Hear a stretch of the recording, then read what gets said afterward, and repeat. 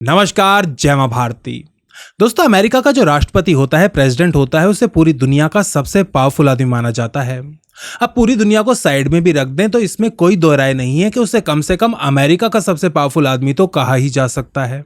लेकिन कभी आपने सोचा है कि जब प्रेसिडेंट को अमेरिका का सबसे पावरफुल आदमी माना जाता है तो फिर वाइस प्रेसिडेंट को यानी कि उपराष्ट्रपति को दूसरा सबसे पावरफुल यानी कि सेकंड मोस्ट पावरफुल आदमी क्यों नहीं कहा जाता? ऐसा आखिर क्यों है?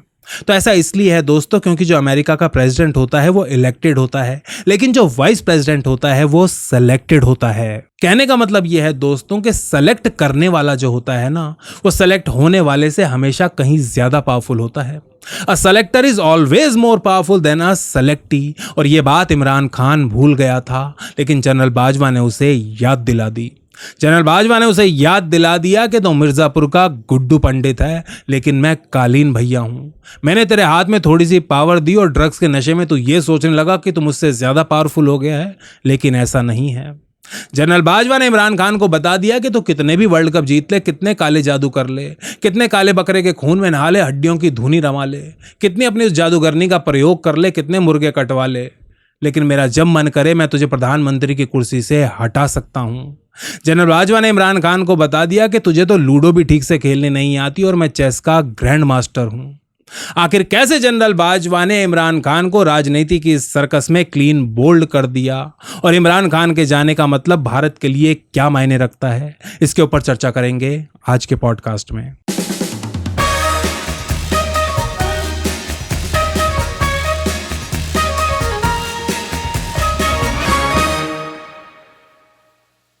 दोस्तों, पिछले एक हफ्ते के दौरान पाकिस्तान में जो कुछ हुआ है उसे देख के मैं बार बार जिन्ना और इकबाल का मन ही मन धन्यवाद कर रहा हूं और आपसे भी कहता हूं कि हम सबको जिन्ना और इकबाल का जितना हो सके उतना धन्यवाद करना चाहिए।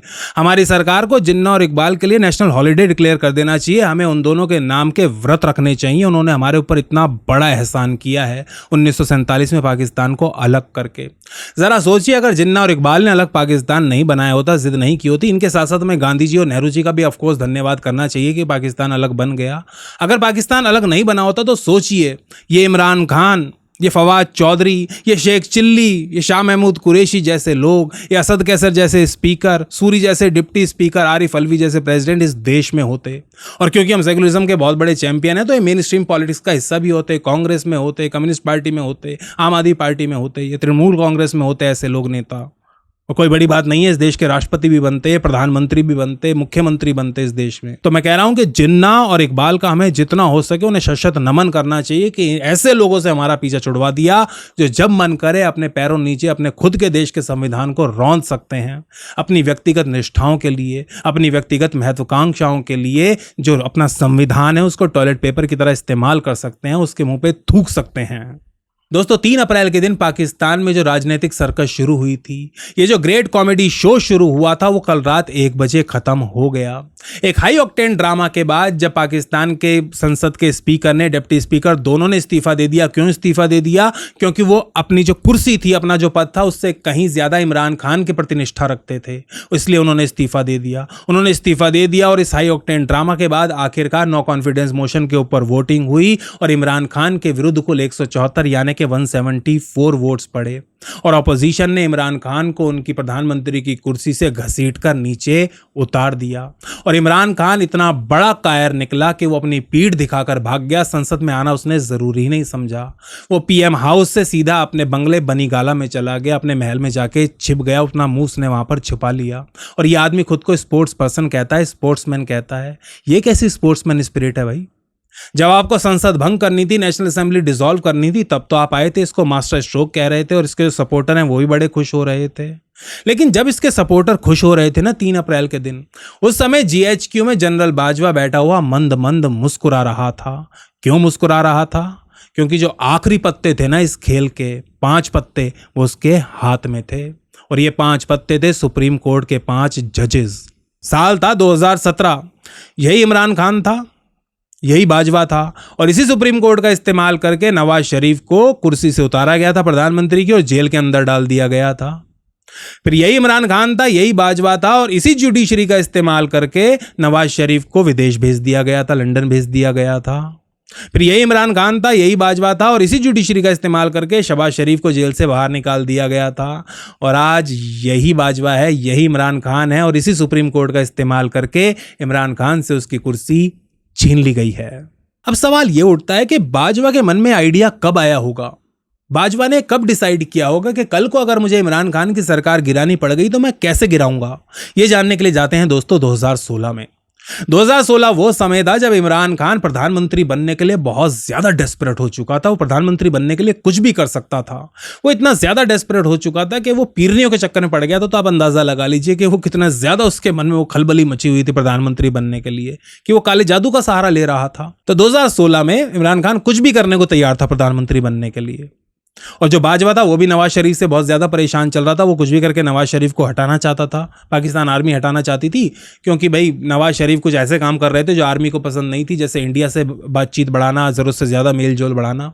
आर्मी नहीं चाहती थी कि जो नवाज शरीफ है वो मोदी के शपथ ग्रहण समारोह में आए, नरेंद्र मोदी के, लेकिन फिर भी नवाज शरीफ आए और मोदी भी नवाज शरीफ के यहाँ पहुंच गए थे अनअनाउंस। तो ये चीजें कुछ खास पसंद नहीं आ रही थी पाकिस्तान आर्मी को, क्योंकि जो फॉरेन पॉलिसी है, इंडिया से रिश्ते अच्छे रखने हैं या बुरे रखने हैं, ये आर्मी डिसाइड करती है। अब चाइना के साथ कैसे रखने हैं, अमेरिका के साथ कैसे रखने हैं, ये आर्मी डिसाइड करती है। जब भी कोई प्रधानमंत्री या सिविलियन गवर्नमेंट डिसाइड करेगी, आर्मी को परेशानी होगी। आप इतिहास उठा के देख लीजिए ना 75 साल का, मुझे कुछ कहने की जरूरत ही नहीं है उसके ऊपर ज्यादा। तो कुछ भी करके पाकिस्तान आर्मी उस समय नवाज शरीफ को हटाना चाहती थी, लेकिन इसके लिए उन्हें ऐसा करने के लिए दो चीजों की जरूरत थी। एक तो किसी बड़े स्कैंडल की, चाहे वो पॉलिटिकल स्कैंडल हो, करप्शन स्कैंडल हो, और दूसरा एक रिप्लेसमेंट की, एक चेहरे की जो नवाज शरीफ को रिप्लेस कर सके, पाकिस्तान का प्रधानमंत्री बन सके। तो वो चेहरा बाजवा को लगा कि भाई इमरान खान सही चेहरा है, एक नया चेहरा है, अनटेस्टेड चेहरा है, इसके खिलाफ कोई ज्यादा आवाज भी नहीं उठेगी। मीडिया में इसकी लहर भी बनी हुई है, पॉजिटिव इमेज भी बनी हुई है, वर्ल्ड कप भी जीता हुआ है, स्मार्ट भी है, औरतों में भी फॉलोइंग है, बालों में भी रंग लगाता है, काला है, वेल ग्रूम्ड है, अंग्रेजी भी बोल लेता है। ठीक है, इसको प्रधानमंत्री बना लेते हैं, सेलेक्ट कर लेते हैं इसको प्रधानमंत्री बनाने के लिए। और स्कैंडल पनामा पेपर्स का हो ही गया। तो सुप्रीम कोर्ट का इस्तेमाल करके नवाज शरीफ को जेल में डाल दिया गया, प्रधानमंत्री कुर्सी से हटाया गया पहले, फिर जेल में डाल दिया गया, और इमरान खान को इलेक्शन रिग करके प्रधानमंत्री बनाने की योजना कर ली गई। दोनों के बीच डील हो गई। अब डील क्या हुई? डील ये हुई 2016 में जब ये दोनों मिले, इमरान खान और बाजवा। तो बाजवा ने कहा भाई देख इमरान खान, मैं तेरे को प्रधानमंत्री बना दूंगा, कोई प्रॉब्लम नहीं है, इलेक्शन मेरे हाथ में है। जो वोटिंग बूथ होता है वहाँ पे मेरी आर्मी जो है, मेरे सोल्जर सिपाही जो है वो ड्यूटी दे रहे थे, उनकी सिक्योरिटी उनके हाथ में होती है। और सबसे ज़रूरी बात एक इलेक्शन में जो होती है, बैलेट बॉक्सेस की हैंडलिंग और कम्युनिकेशन, हैंडलिंग और ट्रांसपोर्टेशन, वही पूरी तरह मेरे हाथ में है। डब्बे जो है बैलेट बॉक्सेस वो हम ही लेके जाते हैं भाई वोटिंग बूथ से, तो कोई टेंशन की बात नहीं है। मैं तुझे प्रधानमंत्री बना दूंगा इलेक्शन रिग करके, लेकिन मेरी शर्तें हैं कुछ। पहली शर्त यह है कि भाई तू मुझे एक्सटेंशन देगा प्रधानमंत्री बनने के बाद, जब मेरा टेन्योर पूरा होने वाला होगा आर्मी चीफ का, तो मुझे एक्सटेंशन देगा, दोबारा भी देगा, और जितनी बार मैं चाहूंगा उतनी बार देगा। और दूसरी, स्टेटस को चलता रहेगा भाई, जो फॉरेन पॉलिसी है, नेशनल सिक्योरिटी है, जो कुछ चीज़ें हैं जिनमें हम जो आर्मी चलाती है, ISI है, उसमें तो बिल्कुल भी इंटरफेरेंस नहीं करेगा, वो आर्मी चलाती रहेगी जैसे होता है 75 सालों से। उस समय इमरान खान इतना ज़्यादा डेस्परेट था, उसने कहा पाजी आप मुझे बना दो, मैं आपको बाप बनाता हूँ अपना, आप मुझे अडॉप्ट कर लो, मुझे अपना पुत्र बना लो, प्रधानमंत्री बना दो, आपकी सारी शर्तें मंजूर हैं। जो शर्तें आप अभी कह रहे हो वही मंजूर हैं, जो आप नहीं कह रहे हो भविष्य में जो आप शर्तें रखोगे मुझे वो भी मंजूर है, बस आप मुझे प्रधानमंत्री बना दो पाकिस्तान का। बाजवा ने कहा भाई तथास्तु। लेकिन बाजवा इमरान खान से बड़ा पॉलिटिशियन है दोस्तों। बाजवा जानता था कि कल को ऐसा हो सकता है कि ये मुझे आंखें दिखाने का प्रयास करे, भस्मासुर बनने का प्रयास करे। तो बाजवा ने एक तिकड़म लड़ाई। बाजवा ने इलेक्शन तो रिग किए, लेकिन जितनी सीटें चाहिए थी क्लीन एंड क्लियर मैंडेट के लिए, मेजॉरिटी के लिए 172 पाकिस्तान की संसद में, वो नहीं दिलवाई, 149 दिलवाई। शॉर्ट रखी 20-22 सीटें। क्यों? वो जानता था अगर क्लियर कट मेजॉरिटी मिल गई इसकी पार्टी को तो कल को मेरे सिर पे चढ़ेगा, ये सिर पे चढ़ के मेरे सिर पे बैठेगा और कान में पेशाब करेगा ये आदमी। वो जानता था क्योंकि भाई इसकी ईगो बहुत ज्यादा है, खुद को स्टार समझता है, ये तो खुद को बहुत बड़ा फरिश्ता समझता है, तो इसको मैं इसके हाथ में एब्सोल्यूट पावर नहीं दे सकता। और डेमोक्रेसी, चाहे वो रिग्ड डेमोक्रेसी हो, उसमें एब्सोल्यूट पावर होती है। आपके पास कितनी सीट्स हैं संसद में, हाउस में, तो उसने 149 दिलवाई। उसने उस टाइम पे दिमाग लड़ाया कि भाई इसकी सरकार ऐसी रखनी है कि कुछ लोग ऐसे रखने हैं जिनके बलबूते पे सरकार खड़ी रहेगी, उन लोगों को हटा दिया तो सरकार गिर जाएगी। शेख चिल्ली जैसे लोग, आमिर लियाकत जैसे लोग, मैंने कहा इन लोगों की सपोर्ट रहनी ज़रूरी है जो आर्मी के अंगूठे के नीचे रहेंगे। PMLQ की जो पार्टी हो गई, जो छोटी छोटी पार्टियां थी, पता था जब मैं आंखें दिखाऊंगा ये लोग इससे अलग हो जाएंगे और इसकी सरकार गिर जाएगी। वो जब नकली आप मार्कशीट बना ही रहे हो, नकली रिपोर्ट कार्ड बना ही रहे हो, तो आप 100 में से 90, 95, 100 में से 100 नंबर भी लिख सकते हो। लेकिन बाजवा ने ऐसा ही नहीं किया। जब पासिंग मार्क्स अगर 50 चाहिए तो बाजवा ने 45 मार्क्स ही दिए। उसने कहा भाई 5 मार्क्स ग्रेस में दिलवा देता हूँ, इधर उधर से पास हो जाएगा तू। तो इसको पास ही करवाया हार्डली, ये एग्जाम में पास करवा दिया इसको, एग्जाम रिक करके, और ये प्रधानमंत्री बन गया। फिर हुआ वही, क्योंकि ये काले जादू के चक्कर में पड़ा हुआ था, हर टाइम हाई रहता था। रेहम खान की आप किताब पढ़ लीजिए, रेहम खान ने लिखा हुआ है अपनी किताब में कि कितने प्रकार के नशे करता है ये आदमी इमरान खान। तो नशे में खुद को समझने लगा गुड्डू पंडित की तरह। आप गुड्डू पंडित जो है मिर्जापुर का, अगर आपने सीजन 1 देखा है, उसमें सारी भसड़ी इसलिए शुरू होती है क्योंकि गुड्डू पंडित जो है वो दवाइयाँ गोलियां लेनी शुरू कर देता है, वो ड्रग्स कंपाउंडर से। अगर वो ड्रग्स लेके 24 घंटे नशे में ना रहता तो उसका पारा हाई ना रहता, उसका दिमाग संयम में रहता, कंट्रोल में रहता, वो रियलिटी के करीब रहता, उसे पता रहता कालीन भैया से कैसे डील करना है, गुस्सा कंट्रोल में रहता, वो कहीं भी गोली ना चलाता, रतिशंकर शुक्ला को गोली ना मारता, सारा बखेड़ा खड़ा ना होता, वो ना होता जो हुआ मिर्जापुर के सीजन 1 में। कहानी कुछ और होती, लेकिन वो नशे में था। और इमरान खान के साथ भी ये हुआ। इमरान खान एक तो कुर्सी के नशे में थे प्रधानमंत्री की, और दूसरा अपना जो करते हैं वो अपना नशा पत्ते, उसके नशे में इमरान खान, और तीसरा इसके पास जो चाटुकार है। अब इमरान खान की प्रॉब्लम ये थी, इमरान खान पॉलिटिशियन है नहीं। इमरान खान कभी किसी पॉलिटिकल प्रोसेस का हिस्सा नहीं रहा। इमरान खान कभी 20 सालों में संसद में, जब से भी ये पॉलिटिक्स में आया, संसद में जाके नहीं बैठा, कभी किसी कमेटी का हिस्सा नहीं रहा, कभी किसी कमेटी को चेयर नहीं किया, कभी किसी डिप्लोमेटिक प्रोसेस के लिए डिप्लोमेटिक मिशन का हिस्सा बन के बाहर नहीं गया सरकार की तरफ से, देश को रिप्रेजेंट करने, कभी किसी प्रोसेस का हिस्सा रहा ही नहीं जो पॉलिटिकल प्रोसेस होते हैं एक डेमोक्रेसी में। तो इसको पता ही नहीं था क्या सीन है। बस इसके आसपास चाटुकारों में घिरा रहता था जो कप्तान कप्तान करके नारे लगे रहते थे। इसने कहा भाई तू तो खुदा हो गया है, तब तो आर्मी चीफ तेरे सामने गया तो आर्मी चीफ से भी ज्यादा पावरफुल है, तो प्रधानमंत्री कुछ भी कर सकता है। और ये करना भी वही चाहता था। एक्चुअली इसका एंड गोल ये था कि मैं कुछ भी करके बाजवा को हटाऊं और यहाँ पे प्रेसिडेंशियल सिस्टम लेके आऊं, जैसा अमेरिका में होता है, एक सिंगल आदमी बस, और मैं बन जाऊं पूरी, मतलब जो डेमोक्रेटिक स्ट्रक्चर है उसी को चेंज कर दूं, सिविक्स ही चेंज कर दूं पूरे देश की, और मैं बन जाऊं यहाँ पे सर्वा एक सिविलियन टाइप का डिक्टेटर, जो डेमोक्रेटिक डिक्टेटर आप कह लीजिए, जो वोट्स लेके आता है, कुछ ऐसा बन जाऊं। लेकिन बाजवा ने ऐसा होने नहीं दिया, क्योंकि अब जब 3 अप्रैल के दिन ये सब लोग खुश हो रहे थे, तब बाजवा जानता था कि बात सुप्रीम कोर्ट में जाएगी। मैंने कह दिया था कि ये लोग खुश तो हो रहे हैं, लेकिन अभी तो सुप्रीम कोर्ट है, इन गधों को सुप्रीम कोर्ट नजर नहीं आ रही कि अभी तो सुप्रीम कोर्ट पड़ी है, वो सो मोटो लेगी। बाजवा जानता था कि जो सुप्रीम कोर्ट के जजेस हैं ये तो वही करेंगे जो मैं कहूंगा।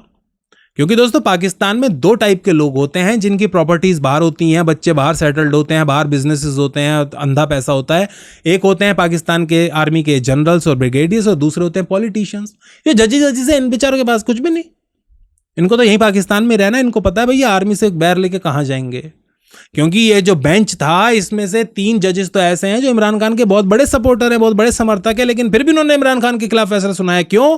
क्योंकि बाजवा का हंटर इन्हें दिखाई दे रहा था। इमरान खान का जाना हमारे लिए कोई बहुत अच्छी बात नहीं हुई। अब आप लोग कहेंगे कि वो तो हमें रोज गाली दे रहा होता, ये है वो है फलाना ढिमकाना, तो अच्छी बात क्यों नहीं हुई? तो दोस्तों अच्छी बात इसलिए नहीं हुई कि मेरे को हमेशा ये लगता था, कम से कम पिछले 1 साल से तो मुझे ये लग रहा था कि इमरान खान जो है ना, वो R&AW का भारत का अंडर कवर एजेंट है, जिसको हमने पाकिस्तान के प्रधानमंत्री पद के रूप में प्लांट कर दिया है। इतनी बड़ी सक्सेस है हमारी, मुझे ये लगता था।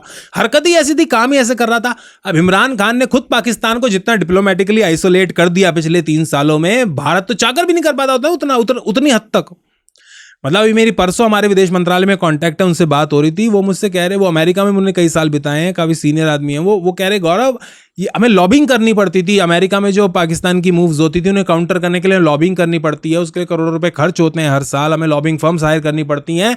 लेकिन इमरान खान इतना अपने खुद पैरों पर कुल्हाड़ी मार रहा था अपने और अपने देश की, कि हमें कुछ करना ही नहीं पड़ रहा था पिछले 2 सालों से। तो इमरान खान खुद ही अपनी देश की डिप्लोमेटिक जड़ें खोदे जा रहा था, अपनी कब्र खोद रहा था। ऐसे अगर इकोनॉमी की बात करें, आप 2018 का GDP उठा के देख लीजिए पाकिस्तान का, और अब 2022 का उठा के देख लीजिए। इन्फ्लेशन रेट देख लीजिए आप 2018 का, अब से कंपेयर कर लीजिए। पिछले 4 सालों में, 3.5 सालों में इमरान खान ने जितना कर्जा लिया है, इससे पहले जो सरकारें 10 साल रही, 2 सरकारें PMLN और PPP की, उन्होंने 10 साल में इतना कर्जा नहीं लिया जितना 3.5 साल में इमरान खान ने ले लिया।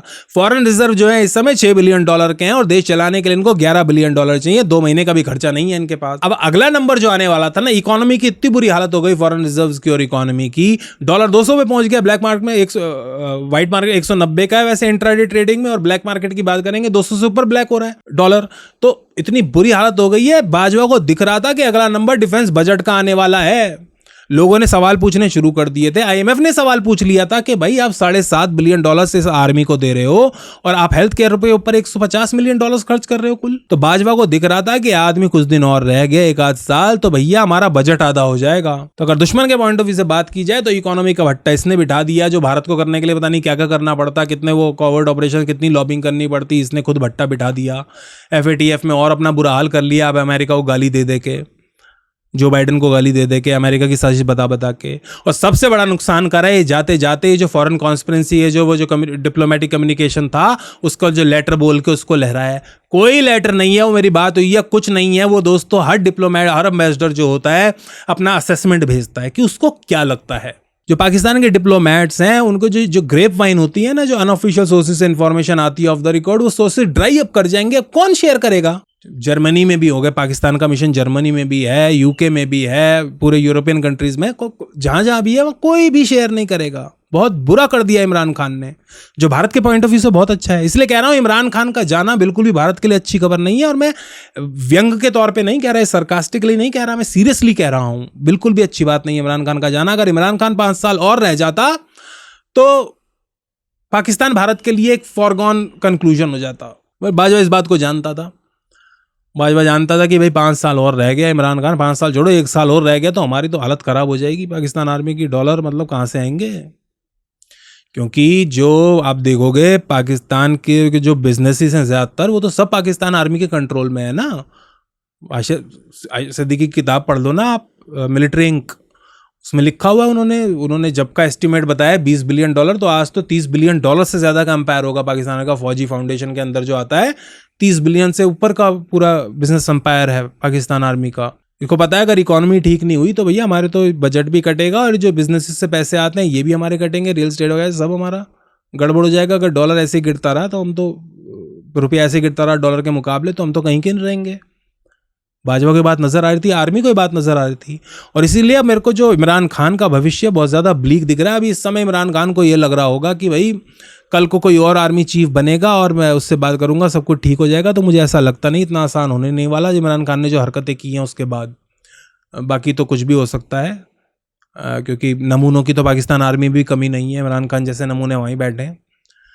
खैर, इमरान खान 5 साल और रहना चाहिए था, एक बार और प्रधानमंत्री बनना चाहिए था, 5 साल और रहना चाहिए था, पर अब भाई अगले 10 सालों के लिए कम से कम गया, और 10 साल बाद ये 80 साल का हो गया होगा, बालों में रंग लगा रहा होगा, नकली दांत पहन के वही हीरो तो बनने की कोशिश कर रहा होगा 80 साल की उम्र में भी, पर कुछ करने लायक रहेगा नहीं तब तक। खैर, इसको हम फॉलो करते रहेंगे दोस्तों। पाकिस्तान में जो डेवलपमेंट चल रही हैं, शहबाज शरीफ का भी एनालिसिस करेंगे कि उसके प्रधानमंत्री बनने का मतलब भारत के लिए क्या है, उसके ऊपर एक अच्छा सा सीरियस एनालिसिस करेंगे। अगर आपको वीडियो पसंद आया तो इसे लाइक कीजिए, शेयर कीजिए, चैनल को सब्सक्राइब ज़रूर कीजिएगा। जल्दी मिलेंगे एक और वीडियो के साथ। जय मां भारती, जय हिंद।